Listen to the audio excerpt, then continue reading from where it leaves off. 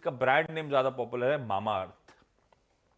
आज खुला है, थर्सडे 2 नवंबर को बंद होगा। 308 से 324 रुपए का प्राइस बैंड, 1700 करोड़ रुपए जुटाने की योजना, जिसमें से 365 करोड़ रुपए फ्रेश इशुएंस है, बाकी पूरा 1300 सवा 1300 करोड़ रुपए ऑफर फॉर सेल है। मौजूदा शेयरधारक अपना माल छोड़ेंगे। वही हेम सिक्योरिटीज से आस्था जुड़ती हुई। आस्था, कैसा है भाई ये होनासा कंज्यूमर? पैसा लगाना है या जाने दिया जाए? गुड मॉर्निंग आशीष, गुड मॉर्निंग अनुज जी। सबसे पहले होनासा का मैं बताती हूँ meaning, honest, natural and safe. तो उससे ही ये कंपनी का नाम होनासा कंज्यूमर बना है। मामा अर्थ ब्रांड जो इन्होंने चालू किया था, एक ब्रांड से चालू किया था, अभी 6 इनके ब्रांड्स हैं। ब्रांड बहुत स्ट्रांग है कंपनी का। ग्रोथ इसी वजह से हमने देखा है, बहुत सॉलिड ग्रोथ भी ओवर द पीरियड दिखाई है। अभी लगाना है कि नहीं, तो उसमें अगर लॉन्ग टर्म का यहाँ पे होराइजन है तो मैं सब्सक्राइब की रेटिंग देती हूँ। लंबी अवधि के लिए लगाइए, छोटी अवधि के लिए क्योंकि मार्केट्स अभी बहुत ज्यादा वॉलेटाइल है, बहुत बड़े इवेंट्स भी लाइंड अप हैं, तो वहां पे मूड माहौल कैसा होता है उस पर डिपेंड करेगा। इसलिए थोड़ा भी अगर लंबी अवधि का व्यू है जिसमें 1 महीना या 2 महीने भी रख सकते हो, मतलब मेरा लंबी अवधि से इतना भी अगर टाइम होराइजन है, तो इसमें मैं लगाने की सलाह दूंगी। लिस्टिंग गेन की गारंटी नहीं है।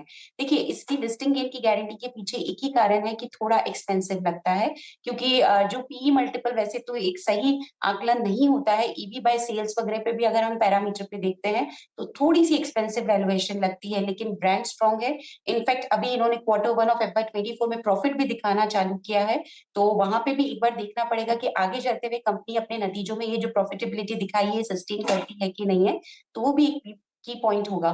तो मुझे लगता है कि कंपनी काफी अच्छी है, सब बढ़िया है, लेकिन मार्केट के मूड माहौल को देखते हुए लिस्टिंग गेन के लिए नहीं, लेकिन थोड़ी सी अगर लंबी अवधि का व्यू हो तो सब्सक्राइब करने की रेटिंग है।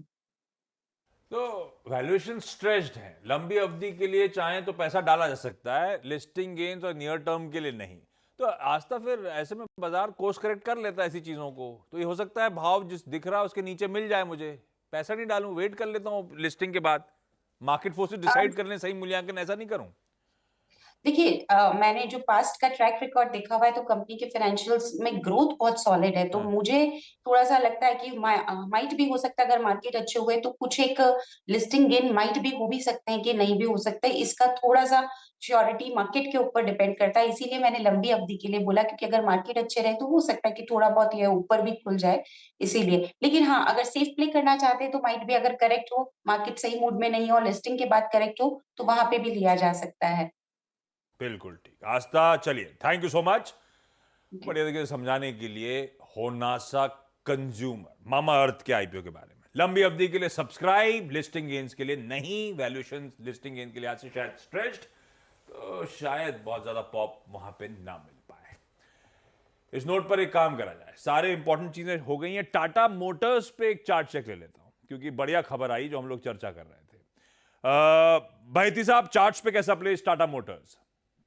आशीष जी, चार्ट्स पे तो कंसोलिडेशन चल रहा है, थोड़ा सा प्रेशर में जरूर था कल स्टॉक, लेकिन जिस हिसाब का overall weekly and monthly charts पे रनअप हुआ है वो काफी स्ट्रेंथ दिखा रहा है। हमें लग रहा है कि ये जो डिप आया है कल, ये एक बाइंग अपॉर्चुनिटी है और यहाँ पे एक तेजी की तरफ ट्रेड बनाया जा सकता है। 619 का एक स्टॉप लॉस मेंटेन करना है इसमें। हमें लग रहा है कि इसमें वापस 20 टाइम का ब्रीच 640 के ऊपर एक ब्रेकआउट देखने मिल सकता है और 650 तक के लेवल्स दिखा सकता है ये स्टॉक। बुल वर्सेस बेयर बन रहा है। स्टॉक का नाम है टीवीएस मोटर। पहले तो टीवीएस मोटर के नंबर्स लेकर आइए, ठीक है ना? नंबर्स देख लेते हैं, उसके बाद मैं बताता हूँ क्यों मैं इसमें बुल वर्सेस बेयर आज प्ले कर रहा हूँ टीवीएस मोटर में। नंबर्स देखिए आप, टीवीएस मोटर के नंबर्स अच्छे हैं। 8147 करोड़ का आपका सेल था, पोल था आपका 8184 करोड़ का, ठीक है? पोल से हल्का सा कम, लेकिन नेट प्रॉफिट जो है वो पोल से हल्का सा ज़्यादा, 537 करोड़ वर्सेस 520 करोड़। इसका क्या रीज़न रहा? जो एबिडा है वो एबिडा स्लाइटली हायर है पोल से, और एबिडा मार्जिन जो है वो काफ़ी हाई है पोल से, 11.1% वर्सेस 10.2%। अब इसमें इशू क्या है? अब इसमें इशू ये, एक बार आप टीवीएस मोटर का स्टॉक दिखाइए मुझे ज़रा, और उसका 1 साल का चार्ट लेकर आइए।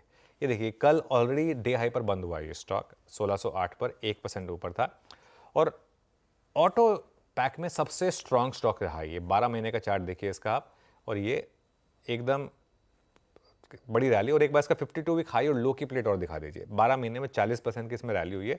52 वीक हाई और लो की और एक प्लेट लगा दीजिए, उससे आपको पता चल जाएगा कि स्टॉक की जो मूव है वो कहाँ पर रहे हैं।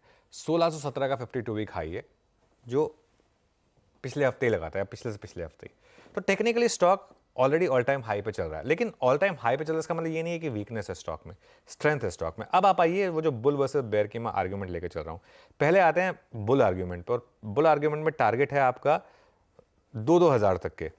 यूबीएस का देखिए आप, यूबीएस ने FY23 से FY26 में 25% की एबिटा ग्रोथ की बात की है, 1900 का टारगेट दिया है यूबीएस ने, और जेफरीज ने टारगेट दिया 2000 का। तो यूबीएस कह रहा है कि जो मार्जिन बढ़ा है 11% के पार, और बाकी कंपनियों का 13 से 17% का एबिटा ग्रोथ है एक्सपेक्टेशन।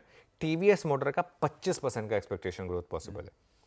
तो आप समझिए, अगर एक ही सेक्टर में एक कंपनी 13% का एबिटा ग्रोथ दे रही है और दूसरी कंपनी 25% का एबिटा ग्रोथ दे रही है, तो किस लिए इस कंपनी को लेकर वो पॉजिटिव है, भले ही स्टॉक महंगा है, इसके लिए वो उनका बुल केस है। और जेफरीज जो है, जेफरीज का भी देखिए, वो कह रहे हैं कि ईपीएस में 35% ग्रोथ पॉसिबल है। अगर ईपीएस में 35% ग्रोथ पॉसिबल है आशीष, और एबिटा में 25% ग्रोथ पॉसिबल है, तो कंपनी की अपने आप री रेटिंग होगी, और इसके लिए ये भी एक बुलिश है जेफरीज भी। यहाँ पर 2000 के टारगेट हैं। अच्छा, अब जो बेयर केस है ना, वो बेयर केस बहुत इंटरेस्टिंग है। दो बेयर केसेस हैं, एक है सिटी का टारगेट है 1050, और दूसरा है CLSA का टारगेट है 1206।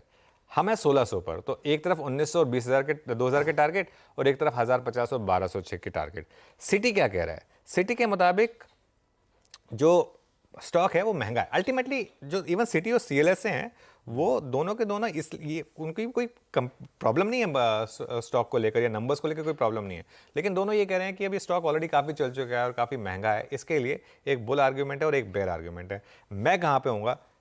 मेरा तो एक व्यू ये है, सिंपल व्यू है, एक बार जिनने कल पोजीशन बनाई है, 3-4 दिन में पोजीशन बनाई है ना, उनको निकल जाने दीजिए, ठीक है ना। हो सकता है आज स्टॉक एक बार के लिए आपको रेड भी दिखा दे, ये भी पॉसिबल है, क्योंकि प्री पोजीशनिंग है इसके लिए, ठीक है।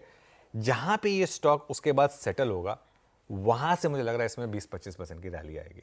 अब ऑब्वियसली आपने फाइनेंशियल एडवाइजर जरूर पूछेगा अगर आप फ्रेश बाय कर रहे हैं तो। मेरा मानना हमेशा ये होता है कि प्री पोजीशनिंग होने के बाद स्टॉक कुछ टाइम के लिए भले ही ना चले, लेकिन अगर नंबर्स अच्छे हैं और आउटलुक अच्छा है, और वो भी विजिबिलिटी के साथ है अगले 3-4 साल के लिए, तो स्टॉक और महंगा होता रहता है। फिर स्टॉक रुकता नहीं है सिर्फ वैल्यूएशन की वजह से।